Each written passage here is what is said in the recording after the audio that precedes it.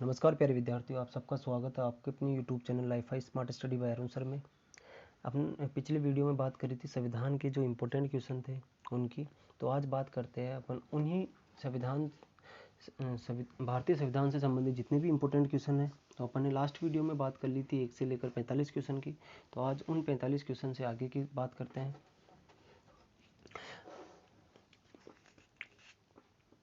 तो चलते हैं आज के पहले क्वेश्चन पर, जो भारतीय संविधान से संबंधित विभिन्न प्रतियोगी परीक्षाओं में बहुत महत्वपूर्ण अपना स्थान रखते हैं। तो हाँ, एक बार अगर आपने इस वीडियो को इस यूट्यूब चैनल को सब्सक्राइब नहीं किया हो तो आप सब्सक्राइब कर दें, कमेंट्स करके मुझे ज़रूर बताएं और लाइक व शेयर करना ना भूलें। ठीक है, तो चलते हैं आज के पहले क्वेश्चन पर।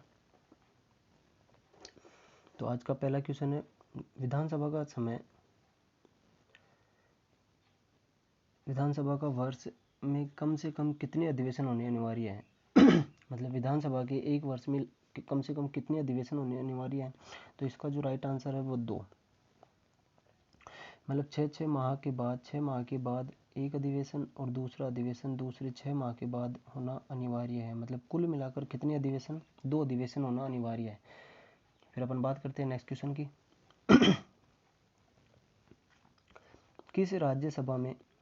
किस राज्य में विधानसभा सदस्यों की संख्या सर्वाधिक होती है? मतलब जो अभी वर्तमान में ऐसा कौन सा राज्य है जिसमें विधानसभा सदस्यों की संख्या सबसे ज़्यादा है? तो वो राज्य है आपके यूपी राज्य में विधानसभा की सर्वाधिक सीटें हैं। तो इसका जो राइट आंसर हो जाएगा वो हो जाएगा उत्तर प्रदेश। ठीक है, फिर बात करते हैं नेक्स्ट क्वेश्चन की। जम्मू कश्मीर राज्य को किस अनुच्छेद के अंतर्गत विशेष दर्जा प्राप्त है? मतलब जम्मू कश्मीर राज्य को किस अनुच्छेद के अंतर्गत विशेष राज्य का दर्जा प्राप्त था? जो वो था आपके अनुच्छेद 370 के तहत जम्मू कश्मीर को विशेष राज्य का दर्जा प्राप्त था। लेकिन धारा 376 को 5 अगस्त 2019 में पूर्ण रूप से हटा दिया गया और इसे एक केंद्र शासित प्रदेश के रूप में क्या कर दिया गया? मान्यता दे दी गई। तो ये भारत का ही भाग हो गया अब इसे विशेष राज्य के तौर पर कोई भी दर्जा प्राप्त नहीं है। तो ये डेट याद रखना, धारा 370 कब हटाई गई थी? तो 5 अगस्त 2019 को धारा 370 को क्या कर दिया गया था? हटा दिया गया था। फिर बात करते हैं अपन नेक्स्ट क्वेश्चन की। भारत का नियंत्रक एवं महालेखा परीक्षक किसके द्वारा नियुक्त किया जाता है? वेरी इंपॉर्टेंट क्वेश्चन है। भारत का नियंत्रक एवं महालेखा परीक्षक किसके द्वारा नियुक्त किया जाता है? तो इसका जो राइट आंसर है वह है आपके राष्ट्रपति द्वारा। किसके द्वारा? राष्ट्रपति के द्वारा भारत का नियंत्रक एवं महालेखा परीक्षक नियुक्त किया जाता है। ठीक है, फिर बात करते हैं नेक्स्ट क्वेश्चन की। भारत का उच्चतम न्यायालय कहाँ स्थित है? तो भारत का जो उच्चतम न्यायालय है, सुप्रीम कोर्ट ऑफ इंडिया, वो स्थित है आपके नई दिल्ली में। ठीक है, तो इसका ध्यान रखना। अच्छा, अगर पूछा जाए वर्तमान में सर्वोच्च न्यायालय के मुख्य न्यायाधीश कौन है? तो अभी आपके जो सर्वोच्च न्यायालय के मुख्य न्यायाधीश है वो बोबड़े जी हैं। तो ये याद रखना, S.A. बोबड़े। ये अब पूछा जाए कि सर्वोच्च न्यायालय में कुल न्यायाधीशों की संख्या कितनी होती है? तो वर्तमान में जो कुल न्यायाधीशों की संख्या है वो 34 + 1 है। मतलब 34 तो उसमें न्यायाधीश है और 1 उसमें मुख्य न्यायाधीश है। कुल मिलाकर संख्या कितनी हो गई? 35। तो आपको याद रखना है। तो ऐसे बोबड़े अभी वर्तमान में सर्वोच्च न्यायालय के मुख्य न्यायाधीश है। तो इसका जो मुख्यालय है सर्वोच्च न्यायालय का वो कहाँ है? नई दिल्ली में। फिर बात करते हैं नेक्स्ट क्वेश्चन की। भारत के सर्वोच्च न्यायालय में न्यायाधीशों की कुल संख्या कितनी है? तो भारत का जो सर्वोच्च न्यायालय उसमें न्यायाधीशों की कुल संख्या कितनी है? तो इसका जो आंसर हो जाएगा वो हो जाएगा आपके 34। एक तो इसमें मुख्य न्यायाधीश है और 34 क्या है? न्यायाधीश। और आपके जो मुख्य न्यायाधीश है वो अनुच्छेद 124 में इनको वर्णित किया गया है। तो जो संविधान के अनुच्छेद 124 है उसमें मुख्य न्यायाधीशों को वर्णित किया गया है। तो जो वर्तमान में मुख्य न्यायाधीशों की संख्या वो कितनी है? 1 + 34। तो ये हो जाएगा आपके 35। पर यहाँ पूछा है कुल मुख्य न्यायाधीश, तो कुल मुख्य न्यायाधीश कितने हैं? 34 है और एक क्या है इनमें? मुख्य न्यायाधीश है। तो इसका जो राइट आंसर हो जाएगा वो 34 होगा। फिर चलते हैं नेक्स्ट क्वेश्चन पर। सर्वोच्च न्यायालय के मुख्य न्यायाधीशों की नियुक्ति कौन करता है? तो सर्वोच्च न्यायालय के मुख्य न्यायाधीशों की नियुक्ति कौन करता है? तो सर्वोच्च न्यायालय के मुख्य न्यायाधीशों की नियुक्ति करता है वो है राष्ट्रपति जी। राष्ट्रपति महोदय सर्वोच्च न्यायालय के मुख्य न्यायाधीशों की नियुक्ति करता है। फिर बात करते हैं उच्चतम न्यायालयों के न्यायाधीशों का कार्यकाल कितना होता है। तो उच्चतम न्यायालयों के जो न्यायाधीशों का कार्यकाल होता है वो होता है आपके 65 वर्ष की आयु पूर्ण होने तक। तो 65 वर्ष की आयु जब पूर्ण हो जाएगी तो उसका कार्यकाल स्वतः ही समाप्त हो जाएगा। फिर बात करते हैं नेक्स्ट क्वेश्चन की। सर्वोच्च न्यायालय के प्रथम मुख्य न्यायाधीश कौन थे। तो सर्वोच्च न्यायालय के मुख्य न्यायाधीश है वो कौन है प्रथम। तो इसका जो राइट आंसर हो जाएगा वो हो जाएगा हीरालाल जे कानिया जी। ये सर्वोच्च न्यायालय के प्रथम मुख्य न्यायाधीश है। वेरी इंपॉर्टेंट क्वेश्चन है। और वर्तमान में कौन है, एस.ए. बोबड़े जी, याद रखना। सर्वोच्च न्यायालय के प्रथम मुख्य न्यायाधीश हीरालाल जे कानिया जी है। फिर बात करते हैं नेक्स्ट क्वेश्चन की।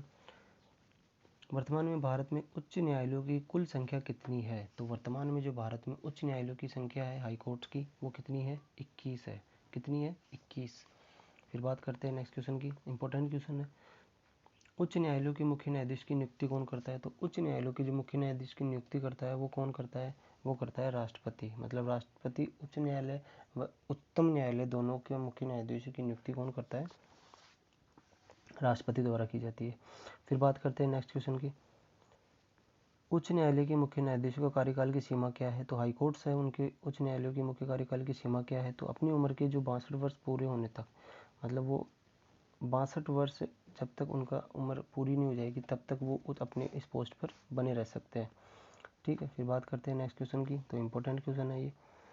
किस उच्च न्यायालय की अधिकारिता सर्वाधिक क्षेत्रों पर है। तो किस उच्च न्यायालय की अधिकारिता सर्वाधिक क्षेत्रों पर है। इसका जो राइट आंसर हो जाएगा वो हो जाएगा गुवाहाटी। गुवाहाटी की जो हाई कोर्ट है उसकी अधिकारिता सर्वाधिक क्षेत्रों पर है, क्योंकि ये आपके पूर्वी क्षेत्र को क्या करता है, रिप्रेजेंट करता है। तो जो पूर्वी क्षेत्र है इन सब राज्यों पर इसका सर्वाधिक आधिकारिक क्षेत्र है। फिर बात करते हैं नेक्स्ट क्वेश्चन की।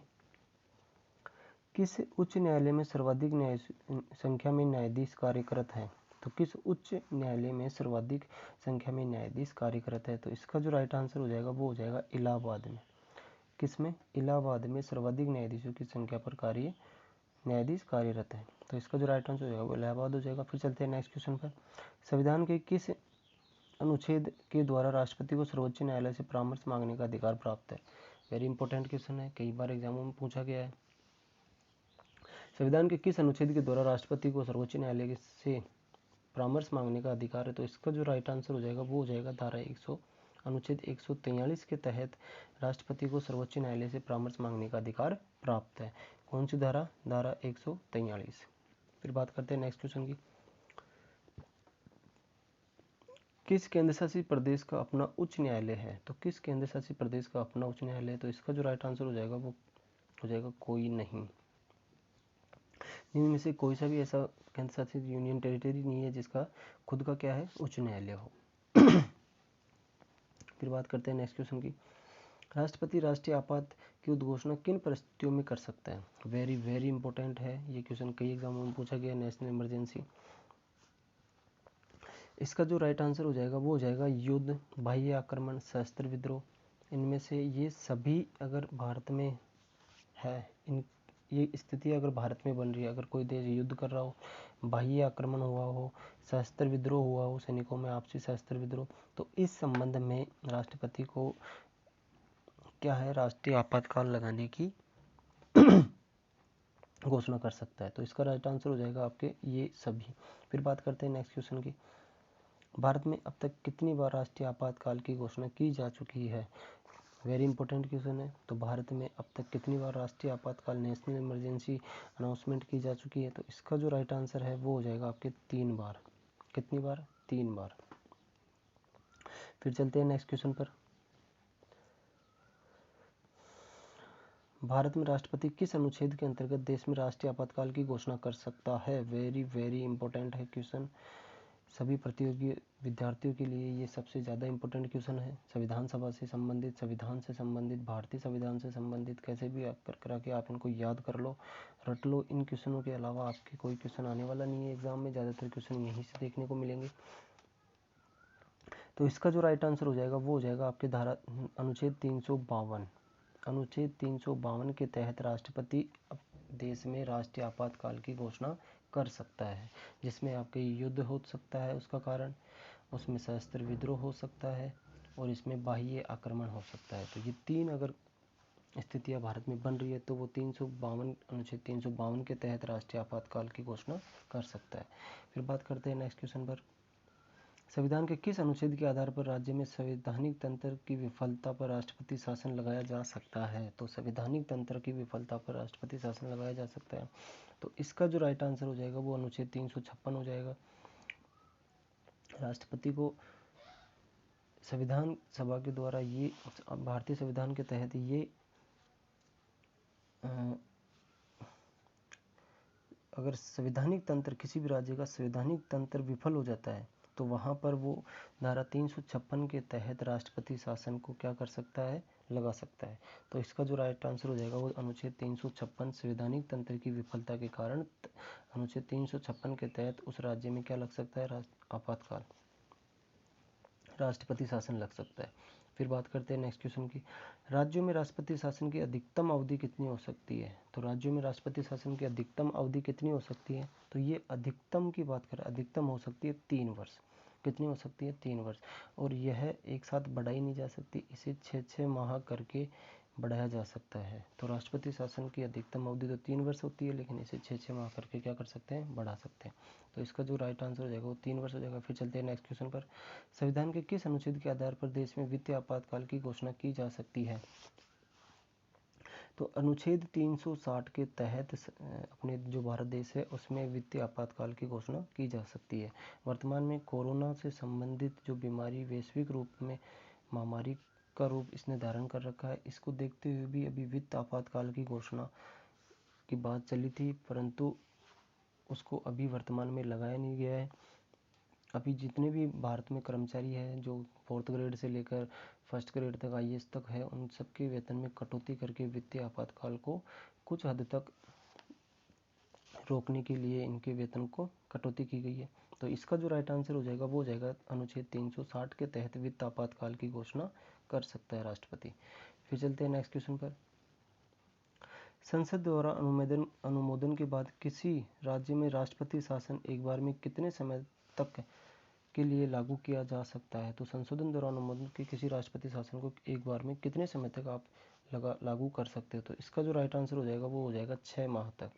वो 6 माह कर के जैसे अगर लगता है कि स्थिति नियंत्रण में है तो वो 6 माह के भीतर उससे राष्ट्रपति शासन को क्या कर सकता है, हटा सकता है। और ये अधिकतम कितना हो सकता है? तो अधिकतम हो सकता है 3 वर्ष तक का। फिर बात करते हैं नेक्स्ट क्वेश्चन की, राज्य में राष्ट्रपति शासन लगाने की स्थिति में कितने दिनों के अंदर उसकी संसद से स्वीकृति आवश्यक है? तो राज्य में अगर राष्ट्रपति शासन लगाने की स्थिति में कितने दिनों के अंदर उस संसद से स्वीकृति आवश्यक है? तो इसका जो राइट आंसर हो जाएगा वो हो जाएगा 2 महीने या 60 दिन, 2 माह या 60 दिन में उन्हें स्वीकृति लेना आवश्यक हो जाएगा। फिर बात करते हैं नेक्स्ट क्वेश्चन की,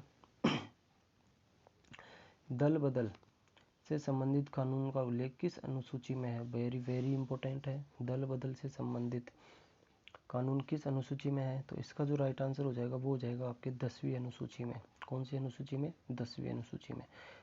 8वीं अनुसूची में है आपके भाषा से संबंधित, 9वीं अनुसूची भूमि सुधार से संबंधित है और 11वीं अनुसूची है वो पंचायती राज से संबंधित है। तो इम्पोर्टेंट है, आप इन चारों को याद रखना। चारों को क्या, जितनी भी अनुसूची है 1 से लेकर 12, इन सबको आपको अच्छे से याद रखना है। फिर बात करते हैं नेक्स्ट क्वेश्चन की,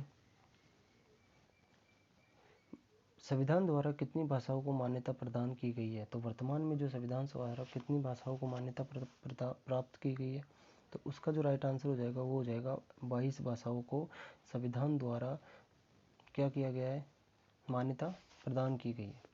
तो इसका जो राइट आंसर हो जाएगा वो हो जाएगा 22। और भाषाओं से संबंधित अनुसूची कौन सी है? तो अभी मैंने बताया भाषाओं से संबंधित अनुसूची 8 है, जिसमें भाषाओं से संबंधित क्या किया गया है, उसमें विवरण दिया गया है। फिर बात करते हैं नेक्स्ट क्वेश्चन की, 73वां संविधान संशोधन किससे संबंधित है? जो 73वां संविधान संशोधन है वो किससे संबंधित है? तो इसका जो राइट आंसर हो जाएगा वो हो जाएगा पंचायती राज से। किससे संबंधित है? पंचायती राज से संबंधित 73वां संशोधन है, जिसमें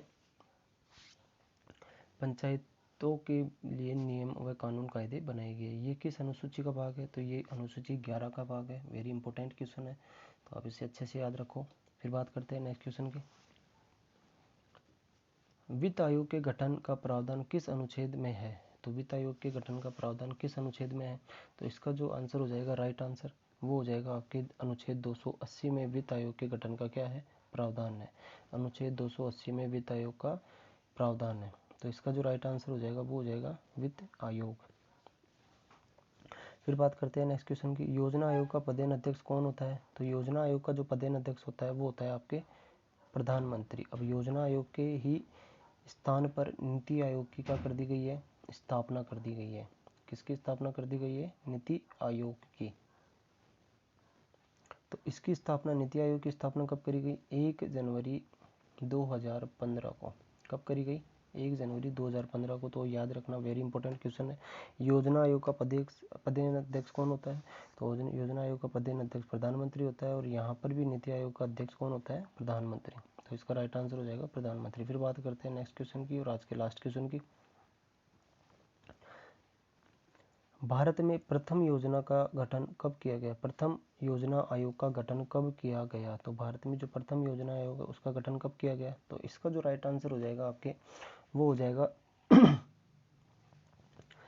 15 मार्च 1950 को प्रथम योजना आयोग का क्या किया गया? गठन किया गया। और इसके जो प्रथम पदेन अध्यक्ष थे वो कौन थे? पंडित जवाहरलाल नेहरू जी। तो ये थे आज के इम्पोर्टेंट क्वेश्चन। तो इसी वीडियो को आगे बढ़ाते हुए, इससे आगे 75 से आगे जितने भी इंपॉर्टेंट क्वेश्चन है वो लेकर मैं अगले वीडियो में आपके सामने आऊँगा। तो अगर आपको ये वीडियो अच्छा लगा हो तो आप शेयर करो, लाइक करो और कमेंट करके मुझे ज़रूर बताओ। और इसको सब्सक्राइब करना ना भूलें, ताकि जब भी मैं नया वीडियो अपलोड करूँ तो आप सबसे पहले आपके पास उसका नोटिफिकेशन आ जाए। ठीक है, थैंक यू सो मच। मिलते हैं अगले वीडियो में।